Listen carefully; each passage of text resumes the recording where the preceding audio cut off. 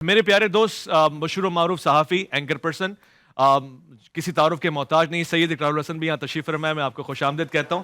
آپ کا کافی دیر سے انتظار. آئیے حضور, آئیے. اور پلیز تشریف رکھیے گا. نہیں میں یہی ہوں, میں تو یہی ہوں. پلیز جی. وہ زین بھائی آپ کی محبت ہے, آپ پلیز تشریف فرما ہو جائیں. سوال بھی چل رہے ہیں, سوال بھی بہت خاص چل رہے ہیں. اقرار صاحب آپ یہاں پر آئیں, انتہائی دلچسپ صورتحال بنی ہوئی تھی, سوال جواب بھی چل رہے تھے. ہم آپ کو خوش آپ کے آنے آمدید سے سیٹ بھی آپ کو پیش کر دی ہے. مفتی فضل سبحان صاحب, مفتی نوید عباسی صاحب, علامہ تقی مہدوی صاحب, ڈاکٹر قاری خلیل الرحمان صاحب, مفتی حنیف قریشی صاحب, سید اقرار الحسن صاحب. یعنی 30 سیکنڈ کے اندر سارا تعارف. کل ہمارا موضوع تصوف تھا. ویسے ایک کمی محسوس ہو رہی ہے, جب اقرار بھائی کو بلانا تھا تو ایک آج کے دور کا پیر بھی بلا لیتا. پیر صاحب بیٹھے ہوئے, آپ بھی پیر ہیں. نہیں یہ صاحب بھی پیر ہیں. آج کے دور کے پیروں میں وہ والے ان پیروں میں شمار نہیں. ہاں کل اس پہ بات ہوئی الحمدللہ کہ قوماس کے ساتھ آج کے دور کا. اچھا جی دیکھیں, مائک آپ لوگوں کو یہ پتا ہونا چاہیے, مائک لا کے دینا. اقرار صاحب کو مائک لگانی ہے تو یہ ہونا چاہیے. تو کل کی ہماری جو گفتگو رہی وہ اسی عنوان پہ رہی. سب علماء نے آپ کی اس حوالے سے ضروری حمایت کی کہ جعلی اور جعل سازی کا جو ہے وہ سد باب ہونا چاہیے. اس پہ آپ کو خراج تحسین پیش کرتے ہیں.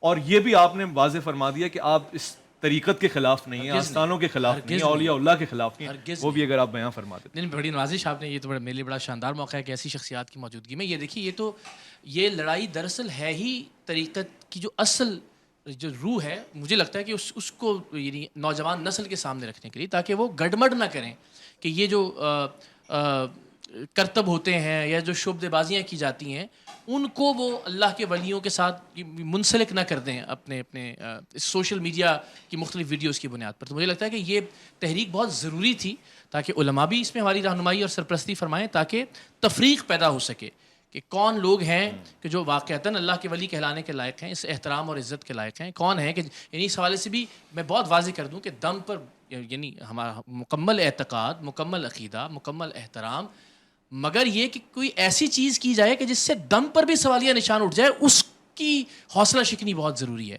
کہ اگر دم کے نام پر آپ کچھ ایسا کرنے لگیں کہ جس سے لوگوں کے ذہنوں میں شبہات پیدا ہونا شروع ہو جائیں, تو وہ دم کی حرمت کے لیے بھی مجھے لگتا ہے وہ بھی ضروری ہے. اولیاء کے لیے بھی, خانقاہوں اور درگاہوں میں ہم سب جانتے ہیں کہ کیا خدمات ہیں دین کے حوالے سے بھی اور خدمت انسانیت کے حوالے سے بھی.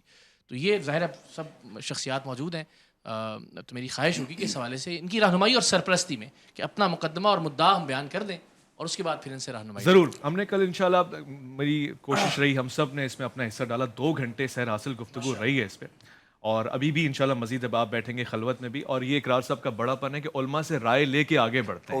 لیکن اس پہ ایک بات کا خیال رکھا جائے, جیسے اقرار صاحب نے بات کی ہے کہ ہم اس زمانے میں جیسے یہاں جیلی عاملین ہیں, فلانا بنگالی تو فلانا فو, تو ان کی تو مذمت ہے, انہوں نے بھی پہلے پکڑے ہیں جا کے اڈوں پہ, تو ہم اس کی حمایت کرتے ہیں. لیکن اس حوالے سے بعض لوگ ان چیزوں کو, جیسے کل خواجہ خواجگاں, معین بے کساں, نائب رسول فی الہند حضرت خواجہ معین الدین چشتی اجمیری رحمۃ اللہ تعالیٰ علیہ, اسی طرح سے دیگر بزرگ ہیں, حضرت سیدنا شیخ عبد القادر جیلانی ہیں. ان بزرگوں کے حوالے سے ہم کوئی ایک حرف برداشت نہیں کر سکتے. بالکل بجا. اور کوئی ایسا شخص جو ان شخصیات کا تعارف بھی نہ رکھتا اور خود کو اللہ کا ولی کہے, جو ان کا نام نامی بھی درست طور پر نہ لے سکتا اور اس کی درجنوں ویڈیوز موجود ہوں, وہ کہے کہ جی میں اللہ کا ولی ہوں یا اس سلسلہ تصوف کا ایک جانشین ہوں, اس کی بھی حوصلہ شکنی بہت ضروری ہے. بالکل ان تمام شخصیات کے لیے ہماری جانیں ان کی عزت اور حرمت پر حاضر, لیکن یہ کہ بہرحال ان کا نام استعمال کرنے والوں کے لیے بھی ہمیں اتنی ہی سختی برتنا چاہیے اپنے موقع